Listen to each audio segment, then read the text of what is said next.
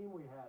What a great time we had down there. It was amazing. It was a gamble because, you know, at Cape Horn, there are calm days, and we only had 8-9 days of filming, and it was a bit of a punt to go down there. It could have all went pear-shaped and not had any wind at all for 3 or 4 days. We would have been struggling to get the footage in. But true to form in January, it does blow very hard there as a rule, and we were not to be disappointed. And I must say, you know, to do an instructional video in that environment is quite a handful. It takes, I would say, an immense amount of willpower when it's blowing 40, 45 knots and you're tucked into a beautiful anchorage, just had a big breakfast, all nice and cozy, and David says, well, we got to get this one in about the reefing today because we got to do the one about the anchoring later. So you get up and you have to go.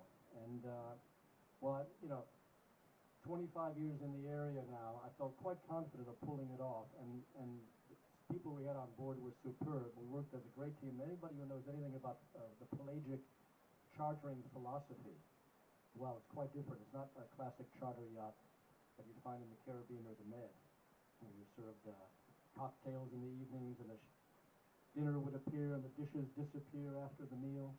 When you're on pelagic, everybody pitches in and works as a team straight away. So we had a sailing crew of 3, myself, Dave Roberts, and Bertie Wheatley, and then our Pantaneous Yachting World team. And straight away we were into it, you know. Cooking, cleaning, sailing, steering, manning the dinghy, doing all things. It was a fantastic, fantastic group of people. Now, when you see the 12-part series as it rolls through the next year, I think the thing that you want to come away with is that, you know, you talk about specialist techniques and specialist equipment. Well, actually, it's things we've forgotten and we relearn when we go to a place like this, because you really get down to basics. And it's a bit ironic and maybe a bit heretical to be at a boat show where you have a lot of bolt-on, add-on equipment all around us today. And of course, that's what yachting is all about. It's about innovation. It's about trying new gadgets, new gill hickeys, and all that sort of thing. But when you do venture, when you go offshore in remote areas and in heavy weather, you really got to retreat a bit from some of these gadgets and stuff and the concepts and techniques and get back to what we all used to know back in the old days.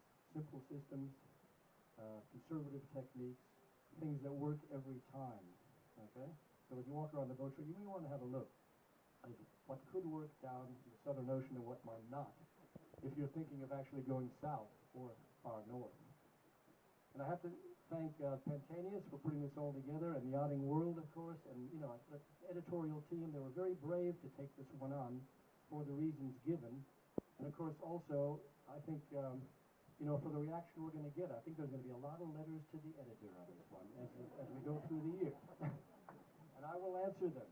I'll be there on the end of the email. But thank you very much for coming, and I hope you enjoy the series, and hope you, as I do continually in the Southern Ocean, I sort of relearn what I used to know. Thank you very much.